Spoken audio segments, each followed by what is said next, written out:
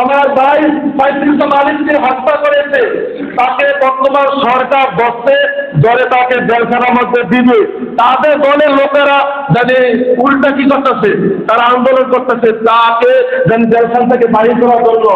যে হত্যা করেছে তার কোনো খারাপ নেই, তার সাথে যারা জড়িত আছে তাদের বিচার বাংলাদেশ হওয়া দরকার। আপনারা কি নাই? কারণ মুসলমান এখনো সজাগ হন, এখনো সজাগ হওয়ার সময় আছে। মুসলমান এখনো সজাগ হন। আপনার ভাই আমার ভাই মুসলমানকে হত্যা করবে, আর আমি আপনি ঘরের মধ্যে স্বাধীন দেশের মধ্যে ঘুমিয়ে থাকবো। মুসলমান এখনো সজাগ করে আপনারা এখনো প্রতিবাদ করেন। যখনই মুসলমানের উপর যে আক্রমণ করবে তার বিরুদ্ধে আমাদের প্রতিবাদ করা দরকার। আপনারা কি নাই? মুসলমান আমরা এক হই। কে জোরে আমিন বলে, কে আসতে বলে, কে জানি নবীকে দাঁড়াইয়া সালাম দেয়, কে পয়সা দেয়, কে বেদাদের বাদ দিয়ে এখনো সময় আছে। মুসলমান এক হও। যতক্ষণ পর্যন্ত মুসলমান এক না হইবা ততক্ষণ পর্যন্ত দেশের মধ্যে শান্তি আসবে।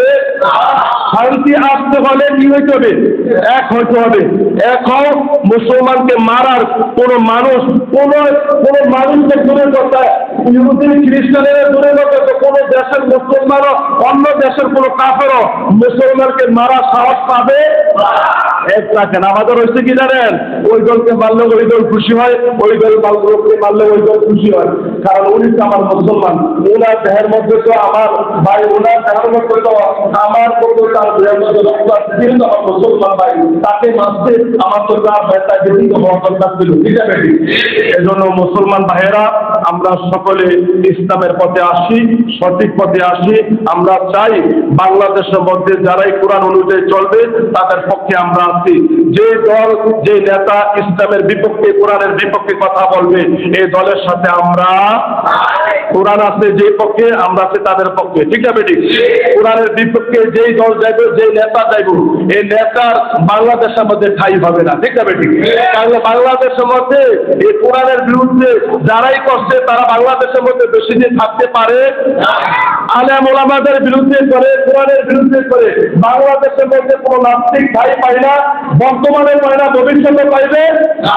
কোরআনের পক্ষে আছে যে দল, আমরা তার সেই দলের মধ্যে থাকবো। ঠিক আছে? সেই দলের মধ্যে যারা কোরআনের বিপক্ষে যায়, আপনি নতুন আইন করবেন, দেশের মধ্যে শান্তি আসতে আনতে পারবে না, কোরআনকে কোনোদিন বিদায় করতে পারবে না। কোরআনে হেফাজত করবে কে? আল্লাহ নিজে বলছেন, ইন্না নাহনু নাযালনা যিকরা ওয়া ইন্না লাহু লাহাফিজুন। কোরআনকে আমি নাযিল করেছি, হেফাজত আল্লাহ তাআলা করবে। কোরআনের পক্ষে যারা থাকবে তাদের হেফাজত করবে কে?